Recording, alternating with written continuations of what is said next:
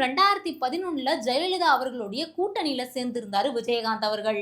2011 நடந்த தேர்தல்ல அதிமுகவோட கூட்டணியில இறங்கின தேமுதிக தலைவரான விஜயகாந்த் அவர்களுக்கு கிட்டத்தட்ட 41 இடங்கள் ஒதுக்கப்பட்டிருந்தது. இதுல கிட்டத்தட்ட 29 இடங்கள்ல தேமுதிக வெற்றியும் பெற்றிருந்தது. அதிமுகவும் ஒரு மிகப்பெரிய வெற்றியை கொடுத்திருந்தது அப்படின்னே சொல்லலாம். சோ இதை தொடர்ந்து சட்டசபையில ஒரு பிரதான எதிர்க்கட்சி தலைவரா விஜயகாந்த் அவர்கள் நுழைஞ்சிருந்தாரு. சோ இந்த ஒரு சட்டசபையில நடந்த விஷயங்கள் தான் மறக்கவே முடியாத, இப்ப வரைக்குமே வரலாற்று பகுதியில் ஒரு மிகப்பெரிய இடமா பிடிச்சிருக்கு. ஆட்சி தொடங்கின கொஞ்ச காலத்திலேயே அதிமுகக்கும் தேமுதிகக்கும் சில பல பிரச்சனைகள் உரசல்கள் போயிட்டு இருந்தாலும் முதல் சட்டசபையிலேயே இவங்களுக்கான பிரச்சனை அப்படிங்கிறது பெருசா வெடிக்க ஆரம்பிச்சிருந்தது. தேமுதிக சந்திரகுமார் அவர்கள் ஒரு சில கேள்விகளை சட்டசபையில எழுப்பியிருந்தாரு.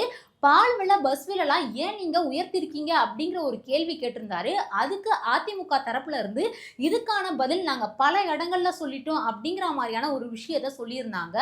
அதுக்கு உடனே சந்திரகுமார் அவர்கள் என்ன சொல்லியிருந்தாரு அப்படின்னு பாத்தீங்கன்னா, உண்மையிலேயே உங்களுக்கு துணிச்சல் இருந்திருந்தா இந்த ஒரு பால் விலையோடைய உயர்வா இருக்கட்டும், பஸ் விலையோடைய உயர்வா இருக்கட்டும், இதெல்லாம் நீங்க உள்ளாட்சி தேர்தல் நடக்கிறதுக்கு முன்னாடியே தான் ஏத்திருக்கணும். ஏன் இதெல்லாம் நடந்ததுக்கு அப்புறமா ஏத்துனீங்க அப்படிங்கிற ஒரு சில கேள்விகளையும் முன் வச்சிட்டு இருந்தாங்க.